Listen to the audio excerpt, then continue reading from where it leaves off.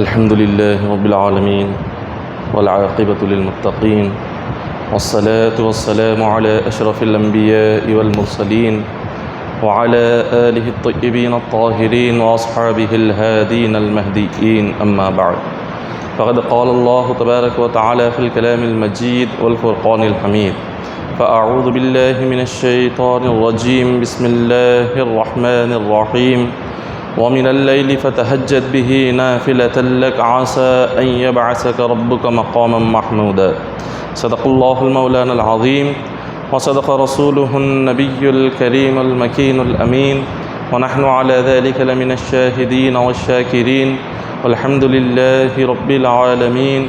إن الله وملائكته يصلون على النبي يا أيها الذين آمنوا صلوا عليه وسلموا تسليما. اللهم صل على سيدنا محمد وعلى آل سيدنا محمد وبارك وسلم. صلوا عليه صلاة وسلام عليك يا حبيبي يا رسول الله صلی اللہ تعالیٰ علیہ وسلم. معزز سامعین اکرام، اللہ تبارک و تعالیٰ اپنے کلام پاک سورہ بنی اسرائیل میں ارشاد فرما رہا ہے: وَمِنَ اللَّيْلِ فَتَهَجَّدْ بِهِ نَافِلَةً لَكَ عَسَىٰ أَن يَبْعَثَكَ رَبُّكَ مَقَامًا مَحْمُودًا. رب نے فرمایا کہ اے میرے نبی، رات کے ایک حصے میں آپ اٹھ کر اللہ کی عبادت کریں، نماز تہجد پڑھیں.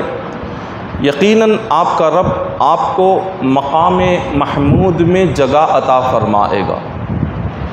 یہ جو آیت کریمہ ہے سورہ بنی اسرائیل 15ویں پارے کی آیت کریمہ ہے.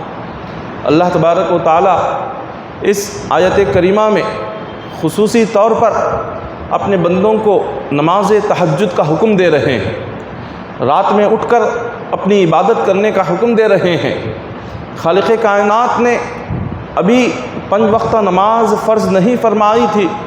5 وقتہ نماز سے پہلے جو اللہ تبارک و تعالیٰ نے سب سے پہلی نماز جو فرض فرمائی حضور علیہ الصلاۃ والسلام پر اور صحابہ پر، وہ نماز تہجد تھی. نماز تہجد سب سے پہلے رب تبارک و تعالیٰ نے حضور علیہ الصلاۃ والسلام پر، صحابہ اکرام پر فرض فرمائی. صحابہ اکرام نے جب اللہ کا یہ حکم سنا تو وہ سارے کے سارے نماز تہجد کی پابندی کے لیے تیار ہو گئے، اور راتوں میں اٹھتے اور نماز تہجد اتنی پڑھتے کہ اپنی آدھی رات نماز تہجد پڑھنے میں گزار دیتے. بعض صحابہ اکرام آدھی رات سے بھی زیادہ حصہ وہ نماز تہجد پڑھنے میں گزار دیتے. اتنی عبادتیں کرتے کہ اللہ تبارک و تعالیٰ نے جب ان کی عبادت کو دیکھا، ان کی محنتوں کو دیکھا کہ حضور علیہ الصلاۃ والسلام رات میں اٹھ کر نماز تہجد اتنی پڑھ رہے ہیں کہ حضور کے مبارک پیر سوج گئے، حضور علیہ الصلاۃ والسلام کی مبارک پینڈلیاں سوج گئی. اتنا حضور علیہ الصلاۃ والسلام نے کھڑے ہو کر نماز تہجد کی پابندی کی. تو اللہ تبارک و تعالیٰ نے جب اپنے نبی کو دیکھا کہ میرے نبی اتنی تکلیف اٹھا رہے ہیں تو اپنے کلام پاک میں ارشاد فرمایا: طٰہٰ مَا أَنزَلْنَا عَلَيْكَ الْقُرْآنَ لِتَشْقَىٰ، کہ اے میرے نبی، ہم نے قرآن کو اس لیے نہیں اتارا تاکہ آپ کو تکلیف ہو. ہم نے آپ پر مشقت ڈالنے کے لیے قرآن کو نہیں اتارا، ہم نے آپ کو تکلیف میں ڈالنے کے لیے قرآن کو نہیں اتارا. رب نے فرمایا: قُمِ اللَّيْلَ إِلَّا قَلِيلًا، کہ اے میرے مصطفیٰ، آپ نماز میں بس تھوڑا سا حصہ کھڑے ہو جائیں، جتنا آپ سے ہو سکے اپنی طاقت کے لحاظ سے آپ اتنا ہی نماز تہجد کے لیے کھڑے ہو جائیں. اتنا نہ کھڑے ہو کہ جس سے آپ کو تکلیف ہو، اتنی نماز کے لیے نہ کھڑے ہو جس سے آپ کے پیر سوج جائیں. تو اللہ تبارک و تعالیٰ نے حضور علیہ الصلاۃ والسلام کو اور صحابہ اکرام کو حکم دیا کہ نماز تہجد تو پڑھو، مگر اتنا نہیں کہ جس سے میرے نبی تمہیں تکلیف پہنچے. تو اس کے بعد صحابہ اکرام نے نماز تہجد کو تو چھوڑا نہیں، نماز تہجد کی اسی طرح سے پابندی کرتے رہے. بعض صحابہ اکرام بیمار ہو گئے، اتنی نماز تہجد ادا کی اور اپنی راتوں کی نیندوں کو اتنا چھوڑ دیا کہ وہ بیمار پڑنے لگ گئے. بعض صحابہ اکرام کمزور ہو گئے. اللہ تبارک و تعالیٰ نے جب دیکھا کہ صحابہ اتنا زیادہ نماز تہجد کی پابندی کر رہے ہیں، نہ اپنی صحت کا خیال، نہ اپنی تندرستی کا خیال، نہ اپنے سونے کا خیال، تو اللہ تبارک و تعالیٰ نے اسی وقت میں قرآن پاک میں یہ آیت کریمہ نازل فرما دی، علم ان سیکون منکم مرضا۔ خدا نے فرمایا کہ اے میرے نبی، اللہ تبارک و تعالیٰ دیکھ رہا ہے کہ آپ اور آپ کے صحابہ کتنی محنت کر رہے ہیں، راتوں میں کیسی عبادت کر رہے ہیں، کیسی آپ کی نماز تہجد ہے، کیسے اللہ کو راضی کرنے کے لیے آپ لوگ کوشش کر رہے ہیں۔ رب تبارک و تعالیٰ نے اس آیت کریمہ کو نازل کر کے نماز تہجد کو نفل بنا دیا۔ پہلے نماز تہجد فرض ہی تھی، مگر جب صحابہ کرام نے 1 سال تک نماز تہجد ادا فرمائی اور اتنی محنتیں اور اتنی مشقتیں اٹھائی، تو اللہ تبارک و تعالیٰ نے نماز تہجد کو 1 سال کے بعد نفل فرما دیا۔ نماز تہجد نفل ہو گئی۔ اب جو ہم نماز تہجد ادا کرتے ہیں، یہ نماز تہجد ہمارے لیے اور ساری امت محمدیہ کے لیے اب یہ نفل نماز ہے، لیکن پہلے یہ نماز اللہ تبارک و تعالیٰ نے فرض فرمائی تھی۔ تو رات کی عبادت اور رات میں اللہ کے لیے بستر چھوڑ کر نیند کو قربان کر کے رب کی بارگاہ میں مصلی بچھا کر کھڑا ہونا، یہ رب کو اتنا پسند ہے، اللہ تبارک و تعالیٰ اس سے اتنا خوش ہوتے ہیں کہ اس بندے کو زمین سے اٹھا کر مولا اس کا مقام عرش الہی تک بلند فرما دیتے ہیں۔ خالق کائنات نے اپنے کلام پاک میں سورہ سجدہ آیت نمبر 16 میں اللہ تبارک و تعالیٰ نے مومن بندوں کی نشانی کو بیان فرمایا۔ انما یؤمنون، پہلے تو اللہ نے گناہ گاروں کا ذکر فرمایا، ولو تری اذ المجرمون ناکسوا رؤوسهم عند ربهم ربنا ابصرنا وسمعنا فارجعنا نعمل صالحا انا موقنون۔ رب نے فرمایا کہ جو گناہ گار ہیں، نافرمان ہے، قیامت کے دن جب اللہ کی بارگاہ میں وہ لوگ عذاب کو دیکھیں گے کہ ان کے گناہوں کی وجہ سے کیا اللہ نے عذاب ان کے لیے تیار کر رکھا ہے، کہ دنیا میں وہ بڑے ہی مزے سے گناہ کیا کرتے تھے، بڑے ہی مزے سے اللہ کی نافرمانی کیا کرتے تھے، بڑے ہی مزے سے وہ ماہ رمضان میں بھی عبادتوں کی پابندی نہیں کرتے تھے، تو اللہ تبارک و تعالیٰ ان لوگوں کو ان کے گناہوں کا عذاب دکھائے گا کہ دنیا میں تم نے جو جو گناہ کیے ہیں، آج یہاں دیکھو تمہارے گناہوں پر کیا عذاب ہے، تمہارے گناہوں کی سزا کیا ہے۔ جب وہ لوگ اپنے گناہوں کا عذاب دیکھیں گے، اپنے گناہوں پر جب وہ لوگ سزا کو دیکھیں گے، تو کیا کہیں گے؟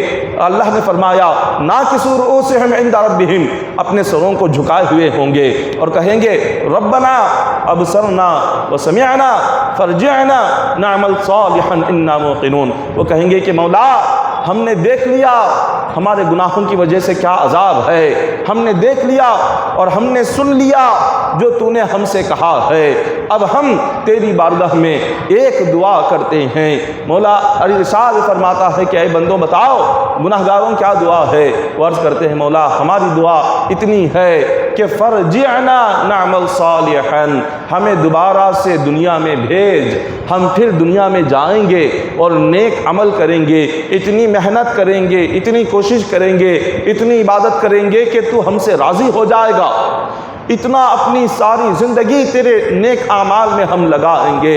اللہ تبارک و تعالیٰ فرمائیں گے وَلَوْ شِئْنَا لَآتَيْنَا، خالق کائنات فرمائیں گے کہ بندو میں نے دنیا میں تمہیں 70 سال 80 سال کی زندگی عطا فرمائی تھی، اس زندگی میں تم نے کیا کیا؟ کیا تمہیں میرے نبی نے آ کر یہ نہیں بیان فرمایا تھا کہ دوبارہ زندگی ملنے والی نہیں ہے؟ کیا میرے نبی نے آ کر تمہیں یہ نصیحت نہیں فرمائی تھی کہ ایک مرتبہ جب موت آ گئی، موت کے بعد تمہیں دوبارہ سے زندہ نہیں کیا جائے گا؟ کیا میرے نبی نے نہیں کہا تھا کہ موت کے بعد اللہ کی بارگاہ میں تمہاری نیکیوں کے بدلے میں جنت ملے گی، تمہارے گناہوں کے بدلے میں جہنم کی سزا ملے گی؟ وہ عرض کریں گے کہ مولا ہم نے سب کچھ سنا تھا لیکن آج سب کچھ دیکھ لیا، دنیا میں صرف سنتے تھے مگر ہم اس پر عمل نہیں کرتے تھے، آج اپنی آنکھوں کے سامنے اپنے گناہوں کا عذاب دیکھ کر اب ہمیں یقین ہو چکا ہے، اب ہمیں یہ موقع عطا فرما کہ دوبارہ سے ہم دنیا میں جائیں اور پھر ہم ایسے نیک اعمال کریں گے، ایسی عبادت کریں گے کہ جس سے تو راضی ہو جائے گا۔ اللہ تعالیٰ فرمائیں گے کہ نہیں، کہ اے گناہ گاروں، آج تمہارے لیے کوئی زندگی نہیں ہے، زندگیاں ختم ہو گئی، عمریں ختم ہو گئی، دنیا ختم ہو گئی، اب یہ قیامت کا دن ہے، یہ حساب و کتاب کا دن ہے، یہ جزا و سزا کا دن ہے، یہ تمہارے اعمال کے بدلے کا دن ہے۔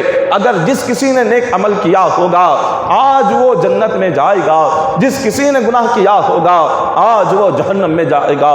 اللہ تبارک و تعالی سیدھے ان کے گناہوں کی سزا اور عذاب دینے کے لیے انہیں جہنم میں داخل فرما دیں گے، یہ گناہ گاروں کا انجام ہوگا۔ رب تبارک و تعالی نے اس کے بعد ایمان والوں کا ذکر سورہ سجدہ میں فرمایا۔ خالق کائنات نے فرمایا انما یؤمن بآیاتنا الذین اذا ذکروا بها خروا سجدا۔ رب نے فرمایا کہ جو میرے ایمان والے بندے ہیں، جو سچا مومن ہے اور سچا اللہ سے محبت کرنے والا ہے، رب نے فرمایا اس کی نشانی یہ ہے تتجافى جنوبهم عن المضاجع يدعون ربهم خوفا وطمعا ومما رزقناهم ينفقون۔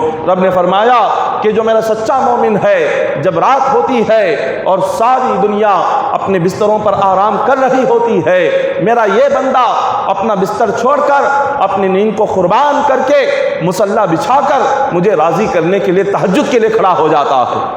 یہ اللہ نے اپنے سچے بندے کی نشانی کو بیان فرمایا، سچے مومن کے علامت کو بیان فرمایا کہ سچا مومن وہ ہوتا ہے جو اپنی نیند کے لیے نماز کو نہیں چھوڑتا بلکہ نماز تہجد کے لیے نیند کو قربان کر دیتا ہے، اپنے رب کو راضی کرنے کے لیے اپنی راتوں کی نیند چھوڑ دیتا ہے، اپنا بستر چھوڑ دیتا ہے، اپنے رب کو راضی کرنے کے لیے وہ تکلیفیں اٹھاتا ہے، محنتیں اٹھاتا ہے، مشقتیں اٹھاتا ہے، دن میں بھوکا بھی رہتا ہے، پیاسا بھی رہتا ہے، روزہ بھی رکھتا ہے، رات کے وقت میں وہ اللہ کو راضی کرنے کے لیے اپنی راتوں کی نیندوں کو بھی قربان فرما دیتا ہے۔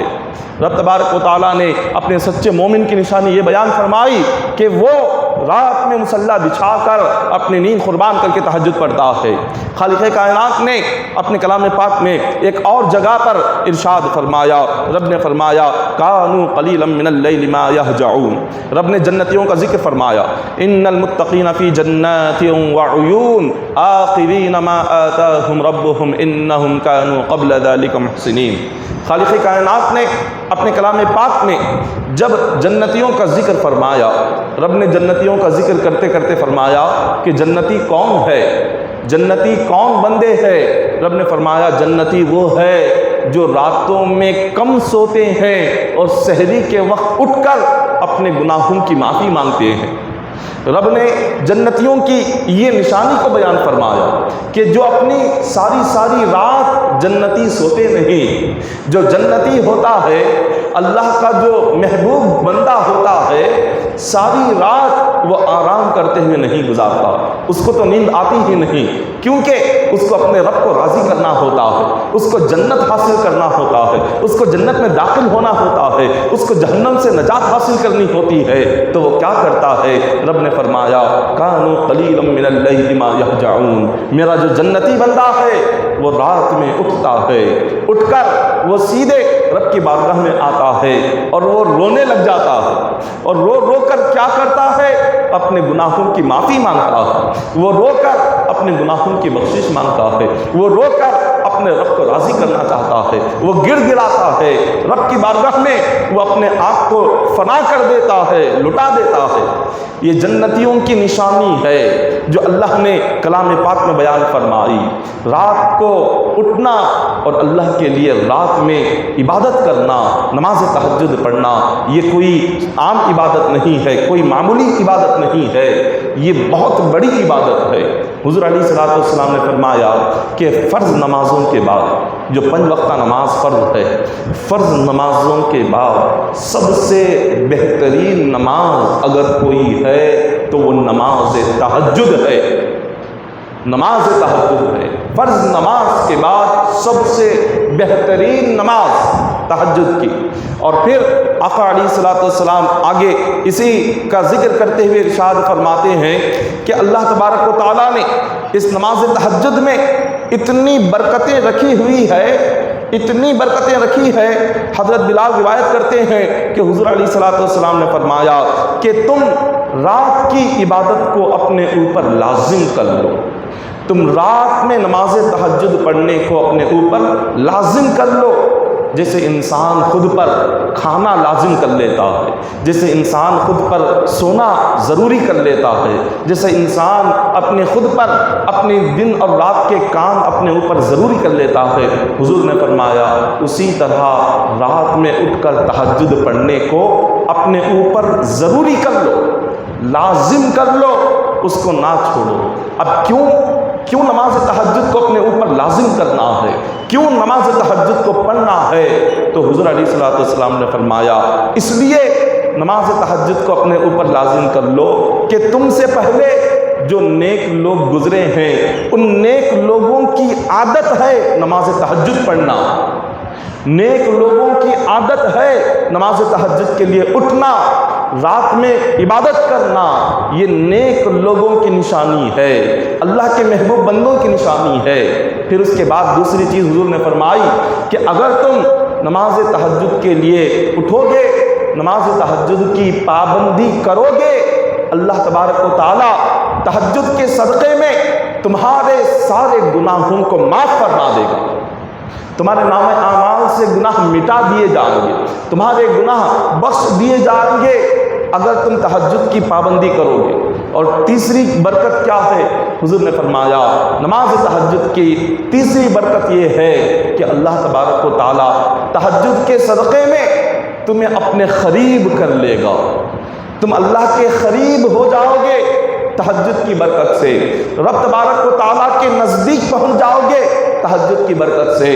اور چوتھی برکت کیا ہے؟ حضور نے فرمایا جو بندہ تہجد کا پابند ہو گیا اللہ تعالیٰ ہر قسم کی بیماری سے اس کی حفاظت فرماتا ہے، اس بندے کو ہر قسم کی بیماری سے محفوظ فرما دیتا ہے، اللہ تبارک و تعالیٰ اس کو صحت عطا فرماتا ہے، خالق کائنات اس کو تندرستی عطا فرماتا ہے۔ یہ کیوں؟ نماز تہجد کی برکت سے۔ کیسی پیاری نماز ہے نماز تہجد کہ جب بندہ اس کی پابندی کر رہا ہے خدا کی کیسی کیسی نعمتیں مل رہی ہے کہ نماز تہجد سے مولا بندے کو اپنے قریب کر رہا ہے، نماز تہجد کی برکت سے مولا اس کے گناہ کو مٹا رہا ہے، نماز تہجد کی برکت سے مولا اس کے ہر بیماری سے شفا عطا فرما رہا ہے، نماز تہجد کی برکت سے مولا اس کو نیک لوگوں کی عادتیں عطا فرما رہا ہے۔ اتنا پیارا اللہ نے نماز تہجد میں اتنی تمام برکتوں کو جمع کر کے رکھا، اور ہم ہے کہ اس نماز کی طرف ہمارا ذہن نہیں جاتا، ہم اس نماز سے غفلت میں ہیں اور اس نماز کے قریب تک بھی ہم آنا نہیں چاہتے۔ ہم دن کی نمازوں کی پابندی نہیں کرتے تو رات کی نمازوں کی کیا پابندی کریں گے؟ دن کے وقت میں جو ہمیں وقت ملتا ہو، جس وقت میں نہ بندے کو نیند آتی ہو، نہ کوئی کام ہو، نہ کوئی مصروفیت ہو، کچھ نہیں، بیکار بیٹھے ہوئے رہیں گے، اذان کی آواز سنیں گے، گھنٹوں بیٹھ جائیں گے، مگر اٹھ کر آ کے 10 منٹ اللہ کی بارگاہ میں سر جھکانا ہم سے نہیں ہوتا۔ جب دن کے وقت کی نماز کی پابندی ہم نہیں کرتے تو رات کی نماز کی کیا پابندی کریں گے؟ کہ جب بستر کو چھوڑ کر نیند کو قربان کر کے اللہ کی بارگاہ میں آنا یہ کب ہوگا؟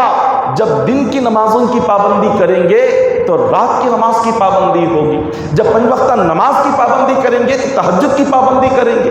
تو پہلے 5 وقتہ نماز کی پابندی کو اپنے اوپر لازم کر لو، پہلے نماز 5 وقتہ پڑھنے کی عادت ڈال لو، پھر اس کے بعد نماز تہجد کو شروع کرو۔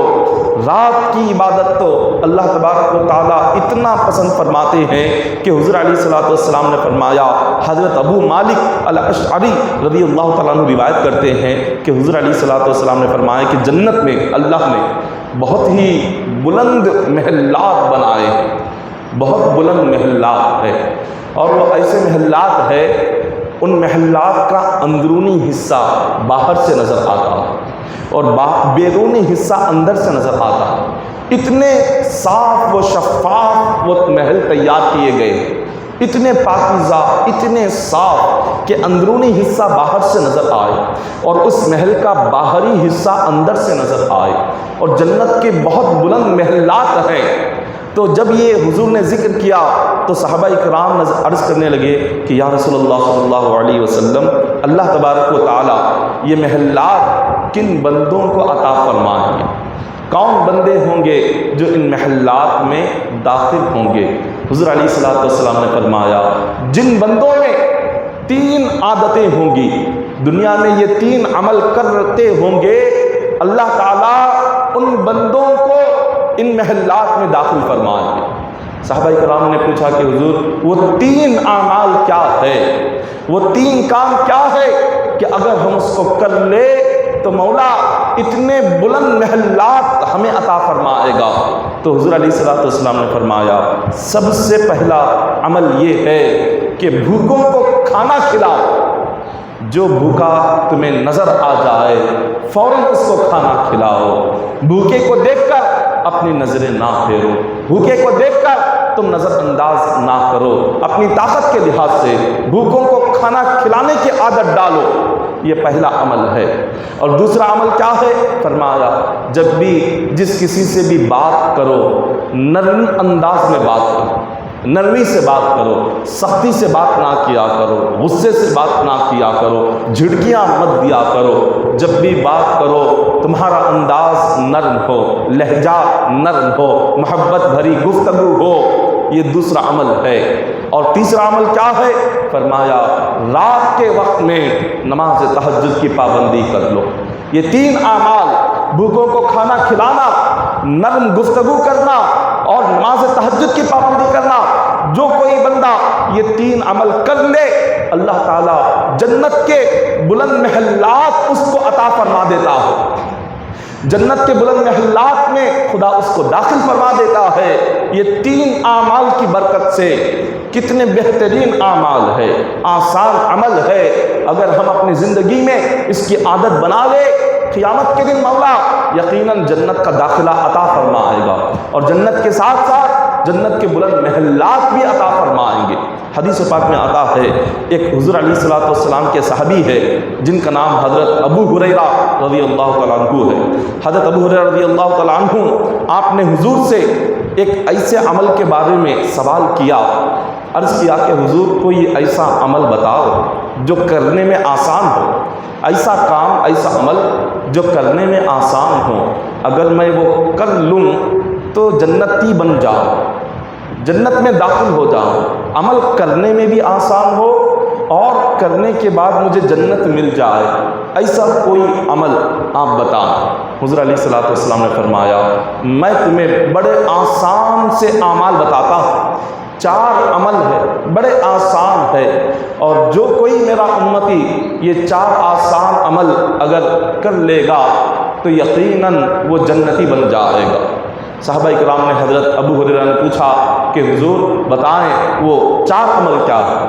حضور نے فرمایا سب سے پہلا عمل یہ ہے افشوا السلام بینکم، سلام کو عام کرو، سلام کو پھیلاؤ کہ تم علی من عرفت ومن لم تعرف، جو کوئی مومن جس کو تم جانتے بھی ہو یا نہ جانتے بھی ہو اگر وہ مومن ہے اس کو سلام کرو، فوراً سلام کرو۔ سلام کیا ہے؟ سلام ایک دعا ہے۔ جب بھی ہم کسی کو سلام کرتے ہیں وہ کیا ہے؟ ایک دعا ہے۔ السلام علیکم کا مطلب کیا ہے؟ اللہ آپ کو سلامت رکھے، اللہ آپ کو سکون سے رکھے، یہ دعا ہے۔ جب دوسرا شخص جواب دیتا ہے تو وہ بھی دعا کر رہا ہے کہ اللہ آپ کو بھی سلامت رکھے، یہ ایک دعا ہے سلام۔ تو حضور نے فرمایا سلام کو عام کرو اگر جنتی بننا چاہتے ہو، پہلا عمل۔ اور دوسرا عمل کیا ہے؟ فرمایا دوسرا عمل یہ ہے اپنے رشتہ داروں کے ساتھ اچھا سلوک کیا کرو، اپنے رشتوں کو نبھاؤ، اپنے بھائی کا حق ادا کرو، اپنی بہن کا حق ادا کرو، والدین کا حق ادا کرو، اولاد کا حق ادا کرو، اپنے بیوی بچوں کا حق ادا کرو، خاندان والوں کا حق ادا کرو، رشتہ داروں کے ساتھ اچھے طریقے سے پیش آؤ، رشتہ داروں کے ساتھ اچھے سلوک سے پیش آؤ۔ اگر تم دنیا میں اپنی رشتہ داری کو نبھاؤ گے قیامت کے دن تمہیں جنت میں داخلہ نصیب ہوگا۔ رشتہ داری کیا ہے؟ حضور علیہ الصلوۃ والسلام نے فرمایا جو بندہ اپنی عمر میں برکت چاہتا ہے اور جو بندہ اپنے رزق میں برکت چاہتا ہے، عمر میں برکت اور رزق میں برکت، جو بندہ یہ چاہتا ہو حضور نے فرمایا وہ دنیا میں اپنی رشتہ داریوں کو ادا کرے، جو اپنی رشتہ داری دنیا میں نبھائے گا رشتہ داروں کے ساتھ اچھا سلوک کرے گا، رشتہ داروں سے اچھے طریقے سے پیش آئے گا، اللہ رزق میں بھی برکت عطا فرمائے گا، عمر میں بھی برکت عطا فرمائے گا۔ رشتہ داری یہ اللہ کو اتنا پسند ہے، قیامت کے دن عرش الہی کے نیچے رشتہ داری کو اللہ جگہ عطا فرمائے گا۔ اپنے عرش کے سائے میں قیامت کے دن اللہ رشتہ داری کو رکھے گا۔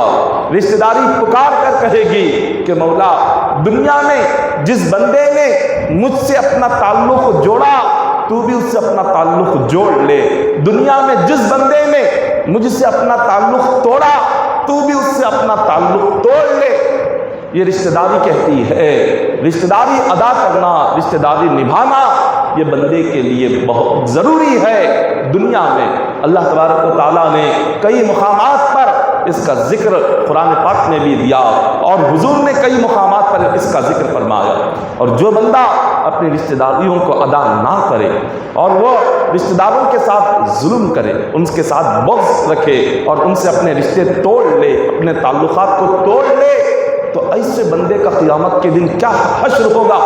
روایتوں میں آتا ہے کہ اللہ تبارک و تعالیٰ کی بارگاہ میں ہر جمعرات اور ہر پیر کو بندوں کے اعمال پیش ہوتے ہیں، ان کی نیکیاں، نمازیں، عبادتیں اللہ کی بارگاہ میں پیش ہوتی ہیں، اور فرشتے جب وہ سارے اعمال لے کر جاتے ہیں، اللہ تبارک و تعالیٰ سارے بندوں کے نیکیوں کو، عبادتوں کو، ان کے نماز روزوں کو دیکھتے ہیں اور فرماتے ہیں ان کو لے جاؤ، ان کے نام اعمال میں جمع کرو، ان کو لے جاؤ، ان کے نام اعمال میں جمع کرو۔ مگر دو ایسے بندے جنہوں نے دنیا میں اپنا رشتہ توڑا ہوا ہے، اپنا تعلق توڑا ہوا ہے، اور ایک دوسرے سے وہ اگر بات نہیں کرتے، جب ان کے اعمال اللہ کی بارگاہ میں پیش ہوتے ہیں تو اللہ فرشتوں سے فرماتے ہیں اے فرشتوں، ان کی نمازوں کو، ان کی عبادتوں کو لے جاؤ، جب تک یہ دونوں آپس میں بات نہ کر لے اس وقت تک میں ان کی کوئی عبادت قبول نہیں کرتا۔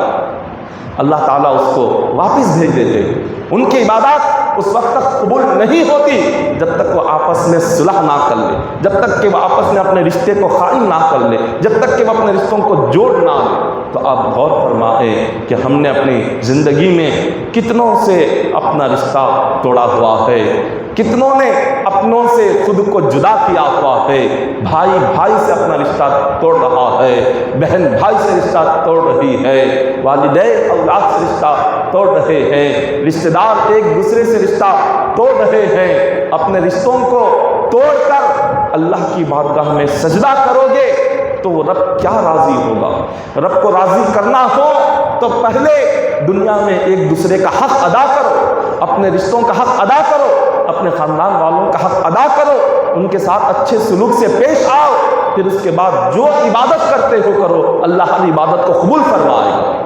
حضور علیہ الصلوۃ والسلام نے آگے ارشاد فرمایا کہ جنتی بننے کے لیے، جنتی جس بندے کو بننا ہو تو حضور نے فرمایا پہلے اپنے رشتہ داروں کو اچھے طریقے سے پیش آؤ، رشتہ داری ادا کرو، سلام کو پھیلاؤ، پھر فرمایا بھوکوں کو کھانا کھلاؤ، اور جب رات ہو جائے مصلی بچھا کر تہجد پڑھ لیا کرو۔ یہ 4 عمل اگر تم کر لو گے اللہ تعالیٰ یقیناً تمہیں جنتی بنا دے گا۔ یہ اعمال اتنے آسان ہے، یہ اعمال اتنے چھوٹے سے ہیں، اگر بندے نے اس کی پابندی کر لی اور اس کا پابند بن گیا، اس کی دنیا بھی کامیاب اور اس کی آخرت بھی کامیاب ہے۔ حضرت عمرو بن عنبسہ رضی اللہ تعالیٰ عنہ فرماتے ہیں کہ حضور علیہ الصلوۃ والسلام نے فرمایا رات کے آخری حصے میں، رات کا جو آخری حصہ ہوتا ہے اس حصے میں بندہ اللہ سے جتنا قریب ہوتا ہے اتنا قریب کسی وقت نہیں ہوتا۔ دن کے 24 گھنٹوں میں اللہ سے قریب ہونے کا جو وقت ہے وہ رات کا ہی وقت ہے۔ اللہ سے قریب ہونے کے لیے رات کا آخری حصہ، اس آخری حصے میں اٹھے، وضو کرے، مصلی بچھائے، اور 2 رکعت ہی صحیح رب کی بارگاہ میں 2 رکعت 5 منٹ کا وقت لگتا ہے، آپ ادا کرو۔ حضور علیہ الصلوۃ والسلام فرماتے ہیں اس وقت میں تم اللہ سے جتنا قریب ہوتے ہو اتنا قریب کبھی دوسرے وقت میں نہیں ہو سکتے۔ اتنا برکت والا وقت ہے رات کا آخری حصہ۔ پھر آگے حضور نے پھر ارشاد فرمایا رات کے آخری حصے میں جتنی نماز پڑھ سکتے ہو پڑھو، جتنی تہجد پڑھ سکتے ہو پڑھو، قرآن کی تلاوت کر سکتے ہو کرو، جو ذکر کر سکتے ہو کرو، جو تسبیح پڑھ سکتے ہو پڑھ لو، کیونکہ حضور فرماتے ہیں یہ ایسی نماز ہے، تہجد وہ نماز ہے کہ اس نماز میں فرشتے حاضر ہوتے ہیں۔ اگر تم تہجد کے لیے کھڑے ہوگے تو تمہارے پیچھے فرشتے آ کر کھڑے ہوں گے، اس نماز تہجد میں تمہارے پیچھے فرشتے آ کر کھڑے ہوں گے۔ یہ ایسی نماز ہے، اور اللہ تعالیٰ آسمان دنیا کے قریب آ جاتے ہیں۔ رات کے آخری حصے میں رب تبارک و تعالیٰ آسمان دنیا کے قریب اللہ تبارک و تعالیٰ جلوہ افروز ہوتے ہیں اور فرماتے ہیں اے بندے تو نے میرے لیے اپنی نیند قربان کی، تو نے میرے لیے اپنا بستر چھوڑا، تو نے میری خاطر اپنی آرام کو چھوڑا، مصلی پر آ گیا، تیری اس عبادت کی برکت سے تیرے سارے گناہوں کو معاف کر دیتا ہوں۔ رب تبارک و تعالیٰ اس بندے کے گناہوں کو معاف فرما دیتا ہے اس رات کی عبادت کی برکت سے۔ حضرت ابو ذر غفاری رضی اللہ تعالیٰ عنہ فرماتے ہیں، آپ روایت کرتے ہیں کہ حضور نے فرمایا، آقا علیہ الصلوۃ والسلام نے فرمایا اللہ تعالیٰ 3 بندوں سے بہت محبت کرتا ہے، 3 بندوں سے خدا کی بڑی محبت ہے، اور 3 بندوں کو اللہ بہت ناپسند کرتا ہے۔ حضرت ابو ذر نے پوچھا کہ یا رسول اللہ صلی اللہ علیہ وسلم خدا جن 3 بندوں سے محبت کرتا ہے وہ کون ہے، اور خدا جن 3 بندوں کو پسند نہیں کرتا وہ کون ہے؟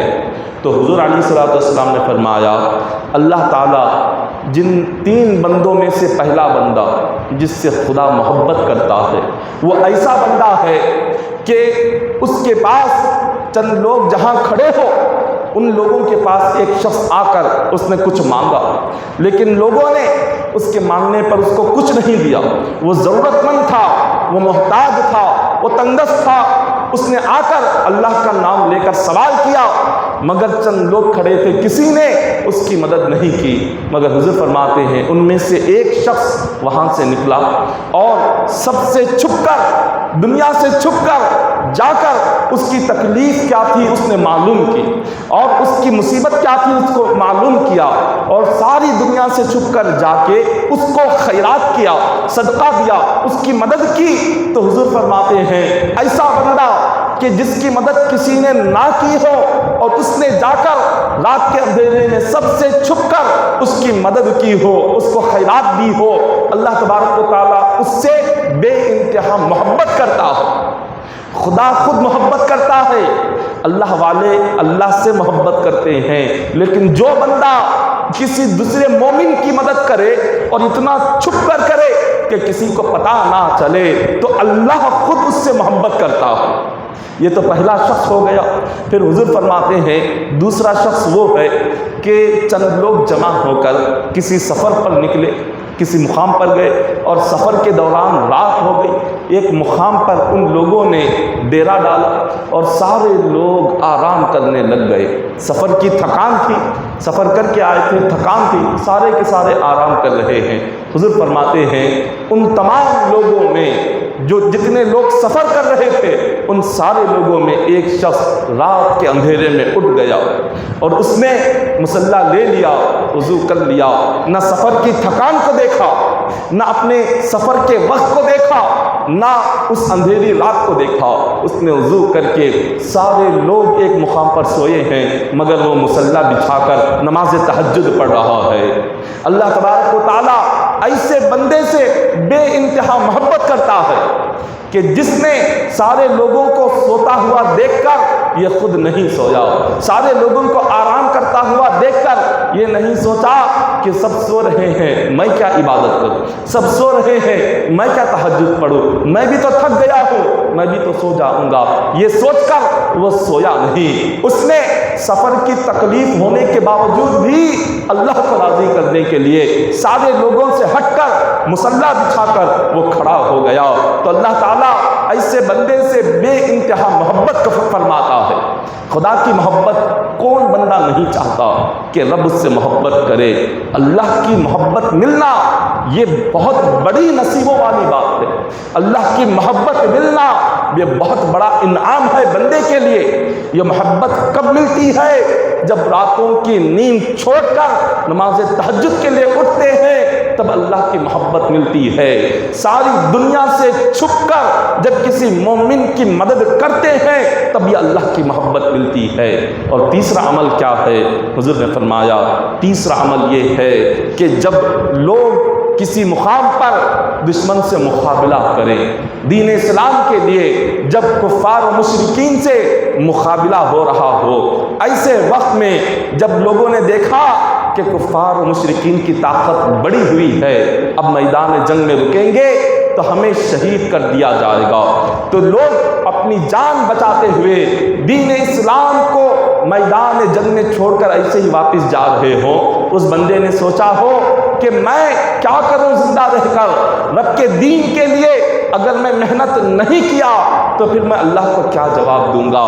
ایسے وقت میں اس بندے نے نہ اپنی جان کی پرواہ کی، نہ اپنی زندگی کی پرواہ کی، نہ اپنی دنیا کی پرواہ کی۔ اس نے دین اسلام کے لیے اپنے آپ کو کفار و مشرکین کے سامنے پیش کر دیا۔ دین اسلام کے لیے وہ شہید ہونے کو تیار ہو گیا۔ دین اسلام کے لیے اس نے کفار و مشرکین کا مقابلہ کیا۔ تو اللہ تبارک و تعالیٰ ایسے بندے سے بھی بے انتہا محبت فرماتا ہے۔ خدا بے انتہا اس بندے سے چاہتا ہے، محبت فرماتا ہے۔ یہ تین بندے کہ جنہوں نے اپنی زندگی میں یہ تین عمل کیے ہو، دنیا سے چھپ کر صدقہ و خیرات کیا ہوا ہو، اور میدان جنگ میں اللہ کو راضی کرنے کے لیے جان کی فکر کیے بغیر دین اسلام کے لیے اپنی جان و مال کی قربانی کے لیے تیار ہو چکا ہو، اور رات میں اٹھ کر نماز تہجد کے لیے مصلی بچھاتا ہو، خدا ان تین بندوں سے بے انتہا محبت فرماتے ہیں، بے انتہا محبت۔ پھر حضور نے فرمایا تین ایسے بندے بھی ہیں جن سے اللہ تبارک و تعالی نفرت فرماتے ہیں۔ خدا جن تین بندوں کو ناپسند فرماتے ہیں، صحابہ کرام نے عرض کیا کہ حضور وہ تین کون ہے؟ حضور نے فرمایا سب سے پہلا زانی، زنا کرنے والا، بوڑھا زانی۔ ایک زنا تو پہلے سے ہی بہت بڑا گناہ ہے، لیکن بوڑھا زانی جو شخص جس کی عمر ہو چکی ہو اور جس عمر میں، جس بوڑھاپے میں اس کو اپنی آخرت کی فکر کرنی ہو، اپنی قبر کی فکر کرنی ہو، ایسے ضعیفی کی حالت میں اتنی عمر میں اگر کوئی شخص زنا کرتا ہے، اللہ تبارک و تعالیٰ اس سے بے انتہا نفرت کرتے ہیں۔ زانی بوڑھا خدا کو بہت ناپسند ہے۔ اور پھر دوسرا فرمایا کہ تکبر، فخر کرنے والا فقیر، ایک فقیر تنگدست اور محتاج شخص جس کو اللہ تبارک و تعالیٰ نے تنگدستی میں اور اس کو محتاجی میں رکھا ہو، اور وہ ایسے وقت بھی ایسی تنگدستی میں، محتاجی میں، مفلسی میں، مجبوری میں، اور وہ بندہ فخر کرتا ہو، تکبر کرتا ہو، تو اللہ تعالیٰ کو یہ بالکل ناپسندیدہ ہے۔ یہ خدا اس سے نفرت فرماتے ہیں۔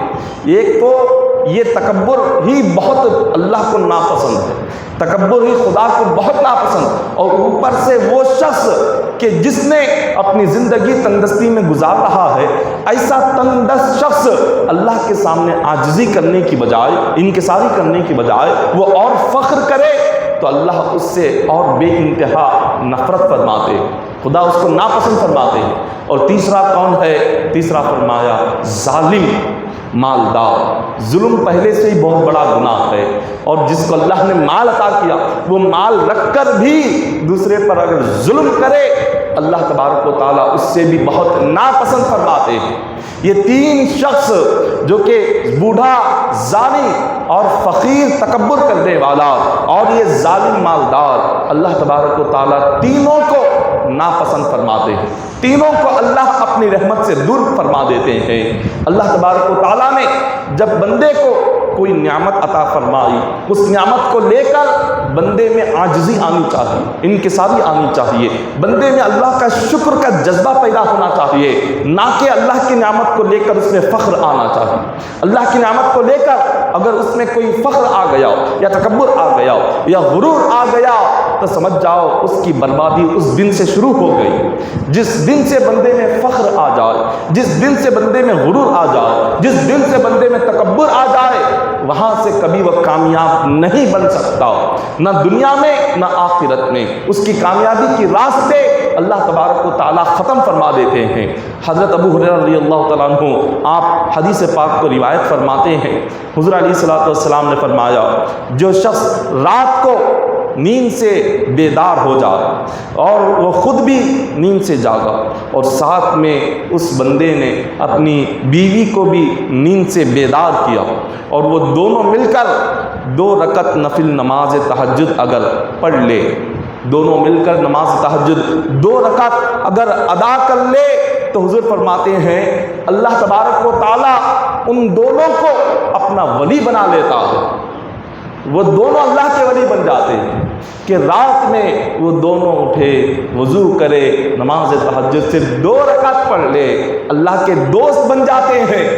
اور حضرت ابو ہریرہ رضی اللہ تعالیٰ عنہ روایت فرماتے ہیں کہ حضور نے دعا دی۔ حضور کی دعا کون بندہ لینا نہیں چاہتا؟ اللہ کے نبی کی دعا کس کو نہیں چاہیے؟ ہر بندہ چاہتا ہے کہ حضور اس کے حق میں دعا کرے۔ اب حضور کس بندے کے حق میں دعا کرتے ہیں؟ حضور فرماتے ہیں رحم اللہ تعالیٰ اس بندے پر رحم فرمائے، خدا اس بندے پر کرم فرمائے کہ جو بندہ رات کو اٹھ کر مصلی بچھاتا ہے اور نماز تہجد کے لیے کھڑا ہو جاتا ہے، خود بھی وہ نماز تہجد پڑھتا ہے اور اپنی بیوی کو بھی نیند سے جگاتا ہے، اگر وہ نیند سے نہ جاگے تو اس پر پانی چھڑکتا ہے، اس کے چہرے پر پانی ڈال کر اس کو نیند سے بیدار کر کے وہ خود بھی نماز تہجد کے لیے کھڑا ہوتا ہے اور اپنی بیوی کو بھی نماز تہجد کے لیے کھڑا ہوتا ہے۔ تو حضور نے دعا دی، حضور نے دعا کی کہ مولا ایسے شوہر اور بیوی پر اپنا رحم فرما، ایسے شوہر اور بیوی پر کرم فرما، ان پر اپنی رحمت نازل فرما، ان پر اپنی برکت نازل فرما۔ حضور کی دعا ہے، حضور کی دعا یقیناً اللہ اس کو قبول فرماتا ہے۔ یہ دعا کب نصیب ہوگی؟ جب ہم خود بھی اٹھیں اور خود اپنے ساتھ ساتھ اپنی بیوی کو بھی نیند سے بیدار کرے، تب اللہ تبارک و تعالیٰ یہ اپنا خصوصی فضل و کرم ہم پر فرمائے گا، اپنی رحمت کی بارش فرمائے گا، اپنی برکت کی بارش فرمائے گا، کیونکہ حضور نے دعا کی ہے۔ آج ہمارا معاملہ یہ ہے، رات کی عبادت تو بہت دور کی بات ہے، آج ہم جس وقت میں اللہ نے ہمیں کوئی کام نہ دیا ہو، خالی وقت میں ہی آ کر ہمیں نماز پڑھنا بڑا بوجھ نظر آتا ہے۔ خالی وقت کہ جس میں کوئی کام نہیں، خاموش بیٹھے ہوئے ہوں، اس وقت بھی آ کر 4 رکعت نماز ادا نہیں کرتے۔ جس وقت میں نہ ہمیں نیند آ رہی ہے، جس وقت میں نہ ہمیں بھوک لگ رہی ہے، جس وقت میں نہ ہمیں پیاس لگ رہی ہے، جس وقت میں نہ کوئی دنیاوی کام ہے، جس وقت میں نہ کوئی کاروبار ہے، جس وقت میں نہ کوئی تجارت ہے، جس وقت میں نہ کوئی بات کرنے والا ہے، کچھ نہیں، بیکار ہے، اذان کی آواز سنیں گے مگر مسجد کو نہیں آئیں گے، اذان کی آواز سنیں گے اللہ کے گھر میں حاضری نہیں دیں گے، اذان کی آواز کو سنیں گے سجدہ کرنے کے لیے اس کی بارگاہ میں حاضر نہیں ہوں گے۔ ارے جس وقت میں کوئی کام نہ ہو، کوئی مصروفیت نہ ہو، کوئی نیند نہ ہو، ایسے وقت میں ہی جب آ کر سجدہ نہیں کر رہے تو رات کے وقت میں نیندیں قربان کر کے کیا آ کر نماز پڑھیں گے؟ کہ جب خالی وقت دن کا وقت ہو، اسی دن کے وقت کی نماز کی پابندی جب ہم سے نہیں ہوتی تو رات کے وقت کی پابندی کیا کریں گے؟ رات کی نمازوں کو کیا ادا کریں گے؟ کیا نماز تہجد پڑھیں گے اور کیا ہم رات میں اللہ کو راضی کریں گے؟ رات کا وقت کوئی عام وقت نہیں ہے۔ ایک شاعر نے عربی میں کہا من طلب العلا سحر اللیالی، جو شخص بلند درجہ چاہتا ہے، اللہ کی بارگاہ میں بلند مرتبہ اگر کوئی چاہتا ہے تو اس کے لیے راتوں میں جاگنا بہت ضروری ہے۔ بغیر رات میں جاگے، نیند کو بغیر قربان کرے، بغیر رات میں عبادت کرے، اللہ کا کوئی محبوب بندہ نہیں بن سکتا، خدا کے کوئی قریب نہیں ہو سکتا۔ خدا کا دوست بننا ہو سب سے پہلے راتوں میں اٹھنا پڑے گا، خدا کا محبوب بننا ہو مصلی بچھا کر تہجد کی پابندی کرنی ہوگی، خدا کی بارگاہ میں اگر کوئی مقام حاصل کرنا ہو ہمیں راتوں میں اللہ کا ذکر کرنا ہوگا، اس کے بغیر ہم اللہ کے محبوب بن نہیں سکتے۔ ایک روایت میں آتا ہے کہ حضرت عقبہ بن عامر رضی اللہ تعالیٰ عنہ روایت کرتے ہیں، حضور علیہ الصلوۃ والسلام نے فرمایا میری امت کا ایک شخص رات کو اٹھنا چاہتا ہے، حضور فرماتے ہیں میرا ایک امتی رات میں عبادت کرنے کے لیے وہ اٹھنا چاہتا ہے، اس کا جو نفس ہے، اس کے اندر جو اس کا دل ہے، اس کو اٹھنے نہیں دیتا۔ وہ کہتا ہے کہ نہیں، ابھی کیوں اٹھ رہا ہے؟ نیند چلی جائے گی، پھر صبح میں تھکان ہوگی، پھر نیند نہیں آئے گی، پھر سارے کام آگے پیچھے ہو جائیں گے، سو جاؤ۔ حضور فرماتے ہیں شیطان یہ باتیں ڈال کر اس کو کہتا ہے کہ سو جاؤ۔ وہ نماز پڑھنے کے لیے اپنے دل سے، اپنے نفس سے جہاد کرتا ہے، لڑتا ہے، وہ اپنی نیند قربان کر کے آنکھ کھول کر گھڑی دیکھتا ہے تو شیطان اس کے دل میں خیال ڈالتا ہے ابھی وقت ہے، سو جا، ابھی وقت ہے، سو جا۔ جب کبھی یہ خیال دل میں آ جائے کہ ابھی وقت ہے، تھوڑی دیر آرام کریں گے، یہ شیطان کی چال ہے، یہ شیطان کی سازش ہے۔ یہ خیال ڈال کر شیطان ایسے سلا دیتا ہے کہ نماز ختم ہونے کے بعد اس کی آنکھ کھلتی ہے، نماز ختم ہونے کے بعد وہ نیند سے بیدار ہوتا ہے اور وہ یہ کہتا ہے کہ یہ تو تھوڑا سا وقت تھا، میں نے تو سوچا تھوڑی دیر 10 منٹ لیٹ کر اٹھ جاؤں گا، لیکن یہاں نماز فجر ہی ختم ہو گئی۔ شیطان اس طرح سے اس کو کہہ کر سلا دیتا ہے کہ ابھی بہت زیادہ وقت ہے اور تھوڑی دیر آرام کر لے۔ حضور نے فرمایا اس طرح کہہ کر شیطان کیا کرتا ہے، اس کی گردن میں 3 گھیٹیاں ڈال دیتا ہے۔ شیطان 3 گھیٹیاں اس بندے کی گردن میں باندھ دیتا ہے، 3 گھیٹیاں ڈال دیتا ہے۔ اب اس کے بعد جب وہ بندہ نماز فجر چھوڑ کر، نماز تہجد چھوڑ کر صبح میں جب اٹھتا ہے تو اس کے جسم میں ہمیشہ سستی رہتی ہے، اس کو دل کی خوشی نصیب نہیں ہوتی، وہ دل سے خوش نہیں رہتا، وہ بیزار رہتا ہے اور وہ غمگین رہتا ہے، وہ پریشان حال رہتا ہے، اس کو سکون نہیں ملتا، اس کو راحت نہیں ملتی۔ کیوں؟ کیونکہ شیطان نے صبح اس کی گردن میں 3 گھیٹیاں ڈال دی تھی، اب وہ کھلتی کیسی ہے؟ اب اس کو سکون حاصل کرنے کے لیے کیا کرنا ہے؟ حضور نے فرمایا جب وہ بندہ شیطان کی بات نہ سن کر وہ یہ ارادہ کر لیتا ہے، اپنے نفس سے جنگ کرتا ہے کہ نہیں، چاہے جتنا بھی وقت کیوں نہ ہو میں اٹھوں گا، اور جتنا وقت کیوں نہ ہو، جتنی سردی کیوں نہ ہو میں وضو کروں گا۔ جب وہ جا کر وضو کرتا ہے تو اس کی ایک گھاٹی کھل جاتی ہے، پھر جب جا کر وضو کر کے سر کا مسح جب کرتا ہے، سر کے مسح میں اس کی دوسری شیطان کی یہ گھیٹی کھل جاتی ہے۔ پھر اس کے بعد جب وہ نماز کے لیے جا کر کھڑا ہو جاتا ہے، اپنے پیر دھو کر نماز کے لیے کھڑا ہوتا ہے، شیطان کی تیسری گھیٹی بھی کھل جاتی ہے۔ یہ تینوں گھیٹیاں شیطان ڈال کر رکھا ہوا ہوتا ہے، جس کی وجہ سے وہ غمگین رہتا ہے، پریشان حال رہتا ہے، راحت و سکون نہیں ملتا۔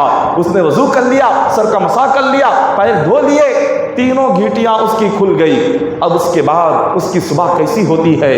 حضور نے فرمایا اب جب وہ بندہ صبح کرتا ہے، جیسے ہی صبح اس کی ہوتی ہے اس وقت میں بڑا خوش ہو جاتا ہے، دل میں خوشی آ جاتی ہے، صحت میں تندرستی آ جاتی ہے، غم کچھ نہیں رہتا، کوئی اس کو تکلیف نہیں ہوتی، اس کے دل سے راحت پہنچتی ہے، اس کے دل کو سکون پہنچتا ہے، اس کے ذہن کو سکون پہنچتا ہے، صبح سے شام تک سکون سے رہتا ہے، خوشی سے رہتا ہے، آئندہ رات تک بس اس کو سکون ہی سکون ملتا ہے، آئندہ رات تک سکون سے رہتا ہے۔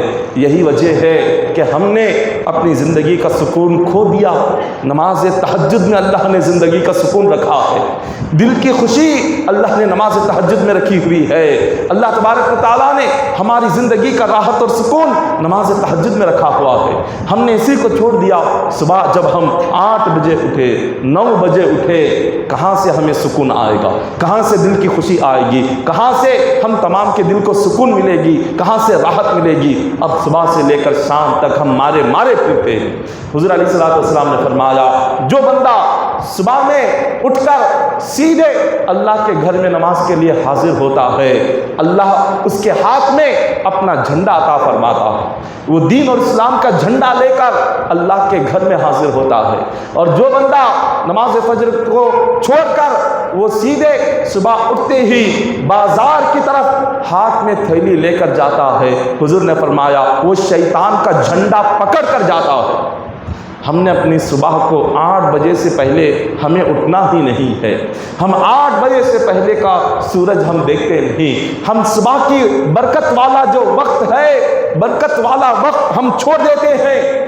ارے جس وقت میں اللہ تبارک و تعالیٰ روزی بھیجتا ہے، فرشتے روزی کے طبق لے کر بندوں کے دروازوں پر آ کر کھڑے ہوتے ہیں کہ کون ہے جو اس وقت میں اپنا دروازہ کھولے گا، ہم اس کی روزی اس کو دیں، ہم اس کا رزق اس کو دیں، مگر ہم ہیں اپنے دروازے بند کیے ہوئے ہوتے ہیں۔ ہمارے دروازے 8-9 بجے سے پہلے نہیں کھلتے، اور ہمارے گھر میں 8-9 بجے سے پہلے کوئی اٹھنے کو تیار نہیں، تو اپنے رزق میں کہاں سے برکت آئے گی؟ روزی کا وقت تو چلا گیا، روزی کا وقت تو اذان فجر سے پہلے فرشتے لے کر آئے تھے، ہم نے دروازہ ہی نہیں کھولا، کہاں سے روزی ہمیں ملے گی؟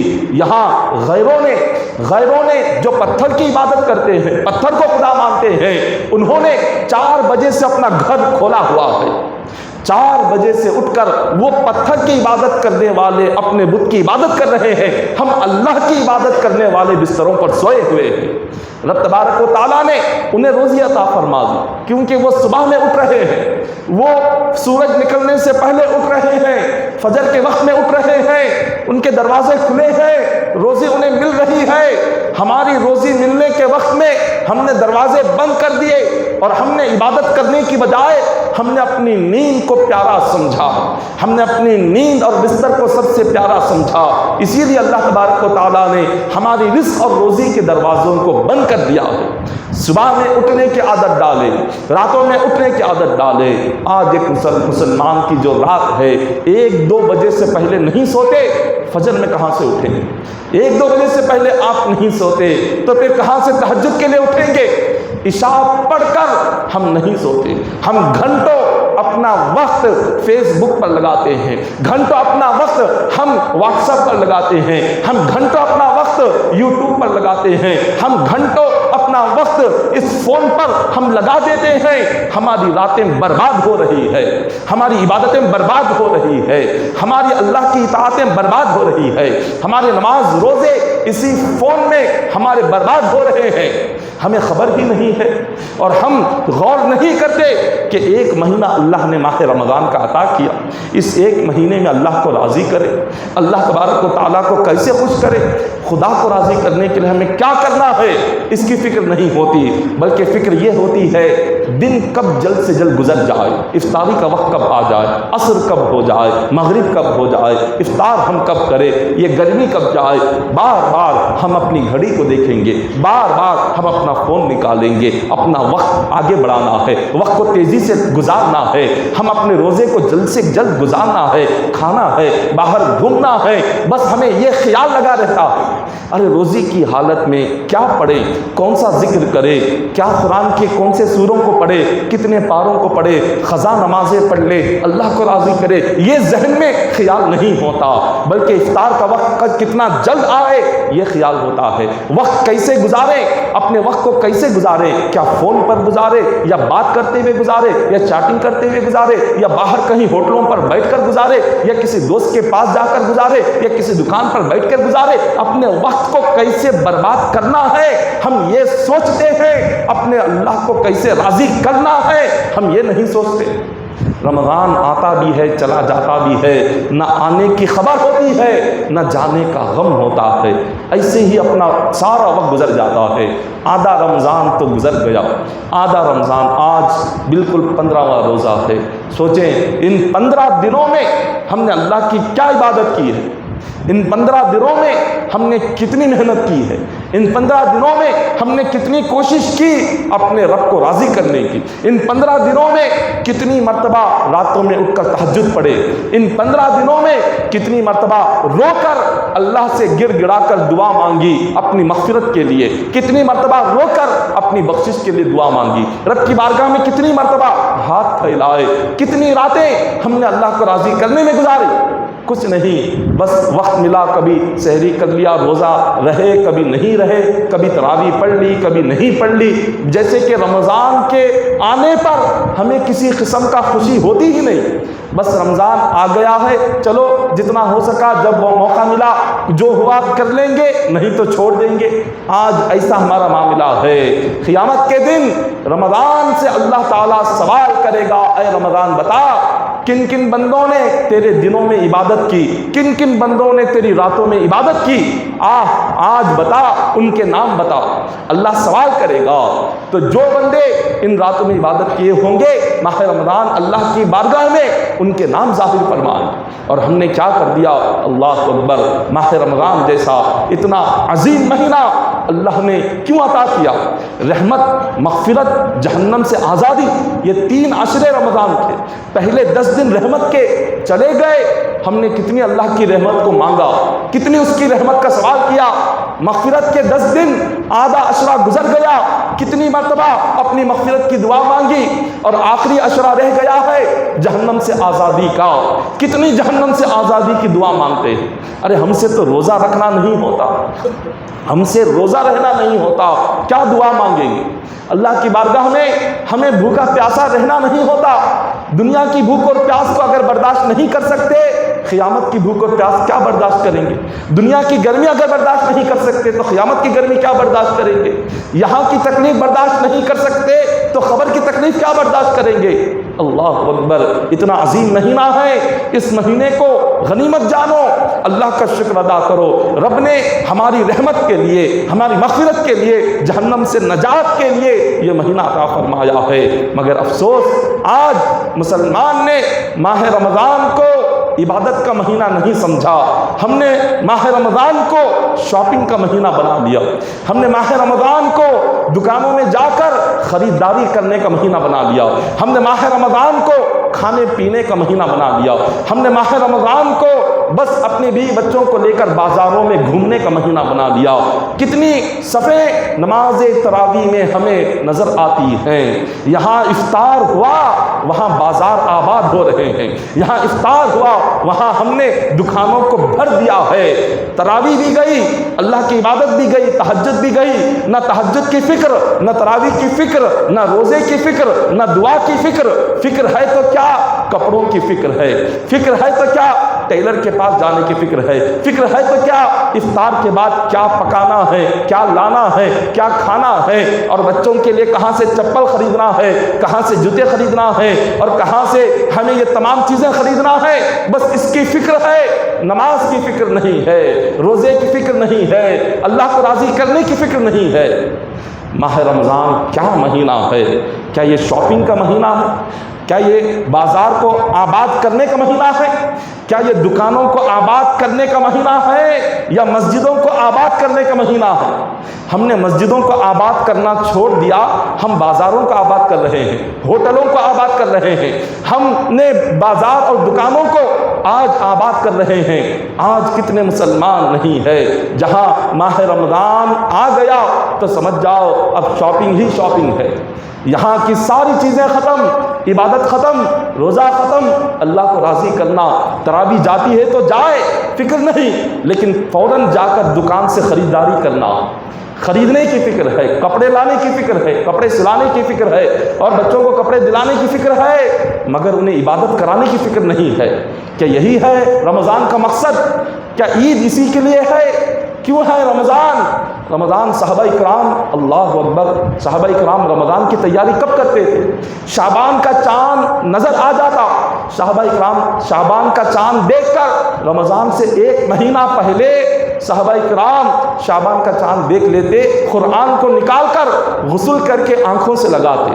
صحابہ اکرام میں اگر کوئی مالدار ہے، اپنے مال کی زکوٰۃ صحابہ رمضان میں نہیں دیتے، رمضان سے 1 مہینہ پہلے شعبان میں ہی دے دیتے تھے، تاکہ زکوٰۃ نکالنے میں، دینے میں جو وقت لگتا ہے اتنا وقت بھی اللہ کی عبادت میں لگا ہے۔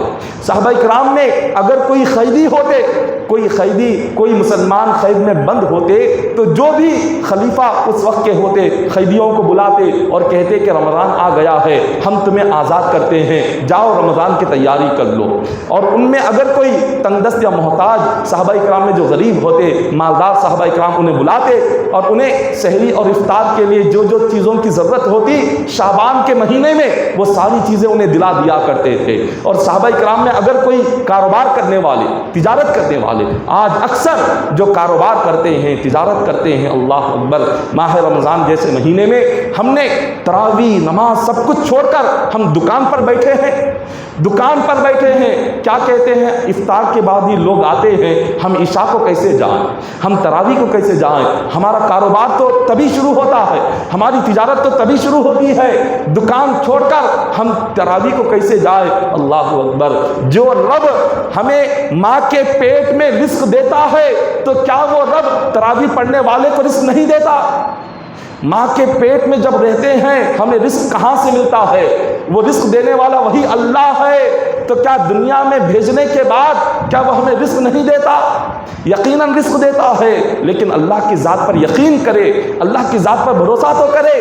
ارے یہاں کاروبار کے لیے ماہ رمضان میں روزے بھی چھوڑ دیا، تجارت کے لیے ماہ رمضان میں ہم نے تراویح کو بھی چھوڑ دیا، نماز عشاء کو بھی چھوڑ دیا، سب کچھ چھوڑ کر یہاں بیٹھے ہیں دکان پر، کیونکہ روزی آئے گی۔ ارے رزق دینے والا اللہ ہے، روزی دینے والا اللہ ہے۔ جب وہ رب پتھروں کے اندر کیڑوں کو رزق دے رہا ہے، جب وہ رب پتھروں کے سامنے سجدہ کرنے والے کفار و مشرکین کو رزق دے رہا ہے، تو کیا وہ رب ہم مسلمانوں کو رزق نہیں دیتا؟ کیا اس کے سامنے سر جھکانے والوں کو رزق نہیں دیتا؟ کیا اس کے نبی کا نام لینے والوں کو رزق نہیں دیتا؟ کیا اس کا کلمہ پڑھنے والوں کو رزق نہیں دیتا؟ کیا اس کے لیے بھوکے پیاسے رہنے والوں کو رزق نہیں دیتا؟ کیا اس کا قرآن پڑھنے والوں کو رزق نہیں دیتا؟ یقیناً دیتا ہے، لیکن اللہ کی ذات پر بھروسہ تو ہونا چاہیے۔ ہمیں یقین ہی نہیں ہے، ہمیں رب کی ذات پر بھروسہ ہی نہیں ہے۔ محترم سامعین اکرام، ماہ رمضان کے 15 دن گزر گئے، اب رہ گئے ہیں صرف ماہ رمضان کے 15 دن۔ آج کا جو عنوان ہے رات کی عبادت، نماز تہجد کی فضیلت، یہ اس لیے بیان کیا گیا کہ اب طاق راتیں شروع ہو رہی ہیں۔ چہارشنبے کا جو دن ہے، چہارشنبے کا دن جیسے ہی گزرے گا، اب چہارشنبے کے دن گزرنے کے بعد جو رات آئے گی وہ پہلی طاق رات ہے۔ یہ طاق راتوں میں کم از کم ان راتوں میں تو اللہ کی عبادت کیا کرے۔ کیسے بھی آج اکثر مسلمان جو نوجوان ہے 1-2 بجے سے پہلے تو نہیں سوتے، وہی وقت جو آپ فون فیس بک پر لگاتے ہیں اللہ کے لیے اس کو چھوڑ دیں، طاق راتوں میں رب کو راضی کرنے کے لیے مسجدوں کو آباد کریں۔ یہ 10-15 دن تو گزر گئے اور باقی جتنے دن رہ گئے ہیں کم از کم ان دنوں میں تو عبادت کر کے اپنے رب کو راضی کریں۔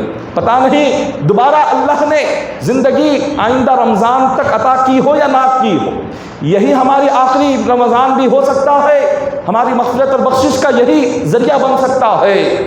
تو چہارشنبے کا جو دن گزرنے کے بعد رات آئے گی، پہلی طاق رات اسی وقت سے شروع ہو رہی ہے، تو اس رات یہاں 5 طاق راتوں کا بھی انتظام کیا گیا ہے۔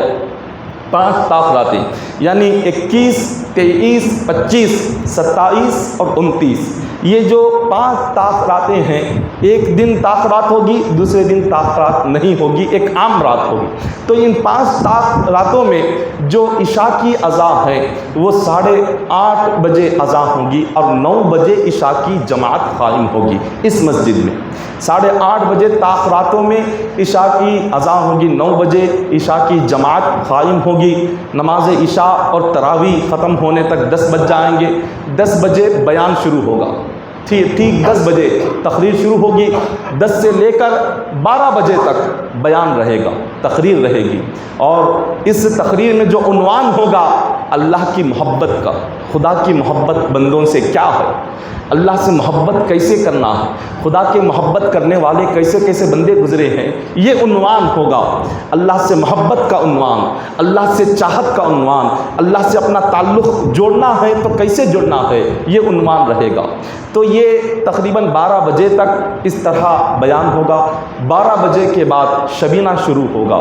شبینہ ٹھیک 12 بجے سے لے کر 2:30 بجے تک 10 پارے پڑھائے جائیں گے، قرآن پاک کے 10 پارے پڑھائے جائیں گے، اور پھر اس کے بعد 2:30 بجے سے خصوصی دعا کی جائے گی۔ 2:30 بجے سے دعا ہوگی، کیونکہ رات کا جو آخری حصہ ہے، ابھی حدیث پاک میں جیسے آپ نے سنا کہ اللہ تعالیٰ رات کے آخری حصے میں بندہ جب دعا کے لیے آتا ہے تو خدا فرشتوں سے فرماتا ہے کہ فرشتوں دیکھو اس بندے نے میری خاطر اپنی نیند کو قربان کیا، اپنے نفس سے جہاد کیا، نفس سے لڑ رہا ہے، نیند کو چھوڑ رہا ہے، سب کچھ میرے لیے کر رہا ہے۔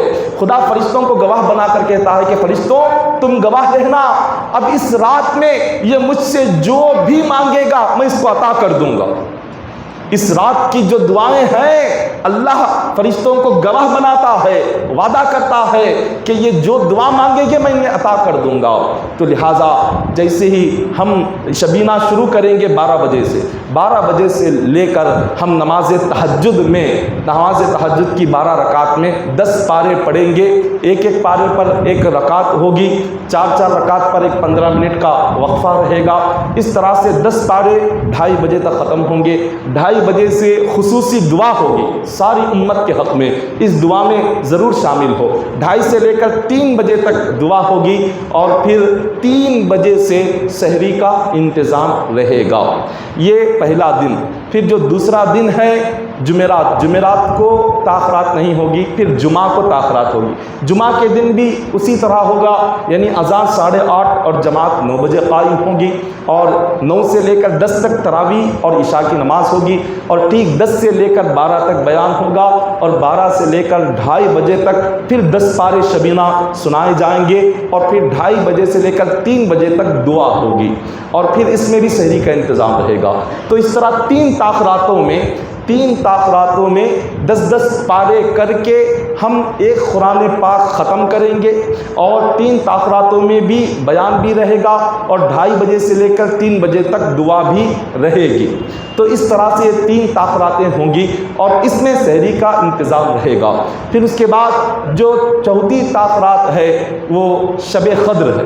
شب قدر میں جو تاخرات ہے، اس تاخرات میں بھی تقریباً 9:30 بجے اذان ہوگی اور 10 بجے جماعت ہوگی، اور اس کے بعد 10 سے 11 تک نماز عشاء تراویح ہوگی، اور پھر 11 سے لے کر 12 اور 1 بجے تک بیان ہوگا، اور 1 بجے کے بعد پھر شبینہ ہوگا، پھر 10 پارے اس میں پڑھے جائیں گے، پھر ایک تیسرا قرآن شروع ہوگا، پھر اس کے بعد بڑی رات ختم ہو کر شب قدر کے بعد جو بڑا دن آتا ہے، اس دن کے ختم ہونے کے بعد جو رات ہوگی اس دن 20 پارے پڑھے جائیں گے۔ شب قدر میں 10 پارے، بڑی رات جو شب قدر ہوگی تب 10 پارے، اور اس بڑے دن کے گزرنے کے بعد جو رات آئے گی اس میں 20 پارے، تو دوسرا قرآن ختم ہوگا۔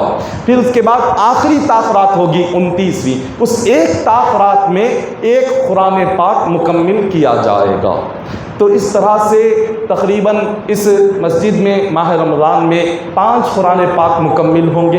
ایک قرآن پاک تو جو ہم فجر مغرب عشاء میں ہم جو قرآن پاک پڑھتے ہیں، فجر مغرب عشاء ان 3 نمازوں میں ایک مہینے میں ایک قرآن پاک مکمل ہوتا ہے۔ جو چہارشنبے کا جو دن پہلی تاخرات آ رہی ہے، اس تاخرات کو یہ نمازوں میں جو قرآن پاک پڑھا جا رہا ہے، یہ پہلی تاخرات کو قرآن پاک چہارشنبے کے دن ختم ہوگا، پھر اسی دن نیا قرآن پاک تاخراتوں میں شروع ہو جائے گا۔ پھر یہ ایک قرآن پاک، تراویح کا ایک قرآن پاک، تاخراتوں کا ایک قرآن پاک، پھر 2 شبینوں کے 2 قرآن پاک۔ اس طرح الحمدللہ خدا کا شکر ہے کہ جس کی توفیق سے 5 قرآن پاک نماز تراویح میں اس مسجد میں ختم کیے جا رہے ہیں۔ تو لہٰذا آپ تمام اس میں شرکت کریں۔ یہ 21ویں جو پہلی تاخرات چہارشنبے سے لے کر جو آخری تاخرات تک مکمل 4 قرآن ختم کیے جائیں گے۔ 4 قرآن پاک سننے کا آپ کو موقع ملے گا، ساتھ میں بیان سننے کا موقع ملے گا، دعا میں شامل ہونے کا موقع ملے گا۔ اللہ تبارک و تعالیٰ کو یہی 5 راتوں کی عبادت پسند آ گئی، خدا اس کے صدقے میں ہماری دنیا اور آخرت دونوں بھی سنوار دے گا۔ تو لہٰذا آپ تمام اس میں شرکت فرمائیں، آپ خود بھی حاضر ہوں۔ دیکھیے چند دن یہ تکلیف ہوتی ہے، نہیں سونے کی تھکان تکلیف چند دن رہتی ہے، اس کے بعد تکلیف تو ختم ہو جاتی ہے، لیکن جو عبادت کا ثواب ہے وہ قیامت تک باقی رہ جاتا ہے۔ تکلیف باقی نہیں رہتی۔ تھکان کتنے دن رہے گی؟ نیند نہیں سونے کی تھکان، تکلیف، آنکھوں کی تکلیف کتنے دن رہے گی؟ ایک دن، دو دن، ایک دو گھنٹے آپ سو گئے، تھکان چلی گئی، نیند ختم ہو گئی۔ لیکن وہ جو رات میں جاگ کر ہم نے محنت کر کے جو عبادت کی، اس کا ثواب قیامت تک رہتا ہے، وہ کبھی ختم نہیں ہوتا۔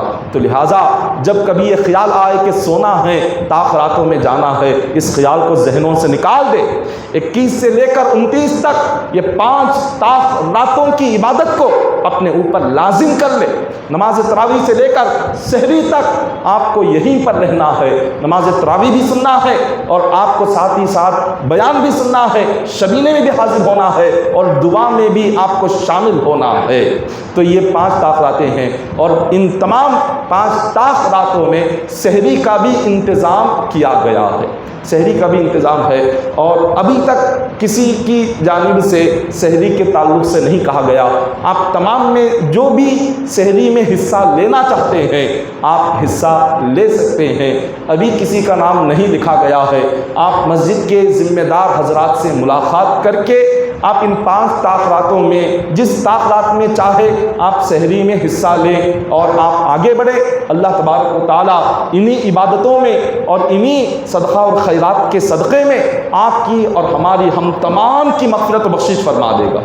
تو محترم سامعین کرام، آج چہارشنبے سے آپ تمام لوگ تیار رہیں، طاق راتوں کے لیے تیار رہیں، اپنے جو بھی کام ہیں، مصروفیات ہیں، مشغولیات ہیں، جو بھی چیزیں ہیں، ان ساری چیزوں کو یہ چہارشنبے سے پہلے ختم کر لیں جو ہے۔ لیکن چہارشنبے سے ساری جو 5 راتیں ہوں گی وہ صرف عبادت کے لیے، وہ صرف شبینے کے لیے، دعا کے لیے، بیان کے لیے یہ 5 طاق راتیں آپ مقرر کر دیں۔ آپ خود بھی آئیں اور آپ میں جو بھی دوست و احباب ہیں، دوست و احباب کو بھی سنائیں اور اپنے رشتہ داروں کو بھی سنائیں، انہیں بھی لے کر ساتھ میں اس بیانوں میں اور اس محفلوں میں حاضر رہیں۔ دعا ہے کہ اللہ تعالی ہم تمام کو کہنے سننے سے بڑھ کر عمل کرنے کی توفیق عطا فرمائے۔ الہ العالمین، اے مالک و مولا، ہم تمام کو طاق راتوں میں عبادت کرنے کی توفیق عطا فرما، ہم تمام کی عبادتوں کو قبول فرما۔ مولا ان طاق راتوں میں ہمیں اپنے جسم کو تیری عبادت میں تھکانے کی توفیق عطا فرما۔ مولا ہمیں اپنی جسمانی ساری طاقتیں، قوتیں تیری عبادت میں لگانے کی توفیق عطا فرما۔ مولا ان عبادتوں کا بہتر سے بہتر اجر دنیا و آخرت میں عطا فرما۔ مولا ان طاق راتوں کی، ماہ رمضان کی عبادتوں کے صدقے میں ہم تمام کو جہنم سے نجات عطا فرما، ہم تمام کو جنت کا داخلہ نصیب فرما۔ مولا ان طاق راتوں کی عبادت کے صدقے میں ہم تمام کے صغیرہ کبیرہ گناہوں کو معاف فرما دے۔ مولا ہمارا خاتمہ ایمان پر فرما، موت ایمان پر عطا فرما، کلمے پر موت نصیب فرما، عذاب قبر سے، عذاب جہنم سے، عذاب آخرت سے ہم تمام کو محفوظ فرما۔ ان اللہ ملائکتہ یصلون علی النبی الذین آمنوا صلوا علیہ وسلموا تسلیما، اللهم صل علی سیدنا محمد وعلی آل سیدنا محمد وبارک وسلم صلوا علیہ صلاۃ و سلام علیک یا حبیبی یا رسول اللہ صلی اللہ تعالی علیہ وسلم۔ حسبنا اللہ حسبنا اللہ حسبنا اللہ نعم الوکیل نعم المولا ونعم النصیر۔ سبحان ربک رب العزۃ عما یصفون وسلام علی المرسلین الحمد للہ رب العالمین۔